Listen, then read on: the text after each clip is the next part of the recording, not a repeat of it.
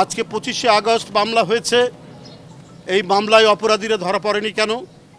International criminal court, আন্তর্জাতিক অপরাধী আদালত, অপরাধ আদালত, তাদের কাছে যাওয়ার কথা। নানা ধারাই পাড়াই করে আজকে শহীদ সৈকত সহ একের পর এক শহীদ, মুগ্ধ, আবু সাইদ, এইরকম যারা অসফাইয়াজ, অসংখ্য যাদের জীবন গেছে, তাদের মামলা দ্রুত গতিতে কেন আন্তর্জাতিক আদালত এবং বাংলাদেশের যে প্রচলিত আইন অনুযায়ী দ্রুত এদের অপরাধীদেরকে গ্রেপ্তার করা হচ্ছে না?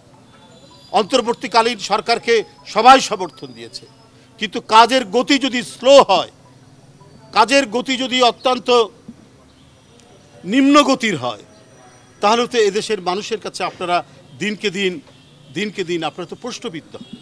আপনারা একটা বিপ্লবী সরকার, এই কিশোর বাচ্চাদের আত্মদানের মধ্যে দিয়ে যে বিপ্লব, পৃথিবী কাঁপানো বিপ্লব যেটা হলো 5ই আগস্ট, আপনার তার সরকার।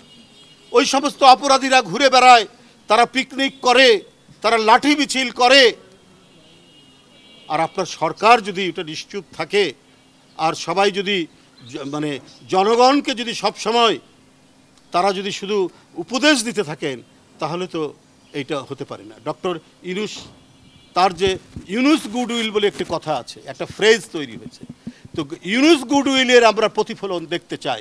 সেই প্রতিফলন শুধু আন্তর্জাতিক দাতা সংস্থা থেকে নয়, দেশের মধ্যে সুশাসন, আইনের শাসন এবং ভয়ঙ্কর জুলাই যে নারকীয় গণহত্যা হয়েছে এই স্কুল, কলেজ এবং ইউনিভার্সিটির ছাত্রদের উপর, তাদেরকে যে হত্যা করা হয়েছে, সেই অপরাধীদেরকে গ্রেপ্তার এবং বিচারের নিশ্চয়তা দান না করলে অন্তর্বর্তীকালীন সরকারের তাদের যে বিপ্লবী ভূমিকা, সেটা মানুষের কাছে ম্লান হয়ে যাবে। মাঠের অলরাউন্ডার আমি, আর ঘরের all rounder Tylox. Tylox toilet cleaner, clean মানেই টাইলক্স।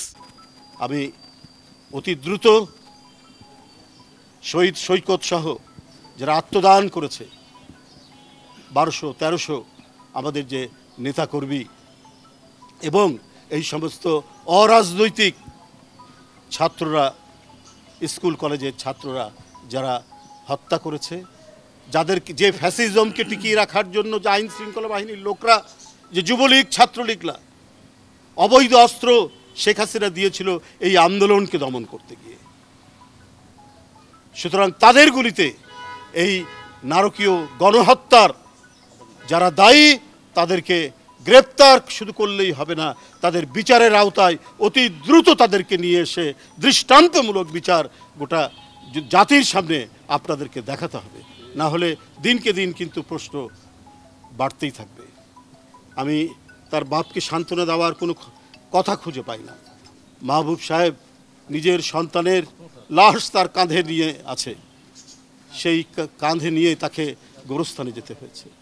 এই বেদনা, এই ব্যথা, এই শোক, তাকে আমি কি সান্ত্বনা দিব? তার মাকে কি সান্ত্বনা দিব? এই শোক বহন করে চলছে। যাই হোক, আমি শহীদ সৈকতের আত্মার মাগফিরাত কামনা করছি এবং অতি দ্রুত তার যে খুনি, তাকে পাকড়াও করে দৃষ্টান্তমূলক শাস্তির দাবি জানিয়ে আমি আমার বক্তব্য শেষ করছি। ধন্যবাদ।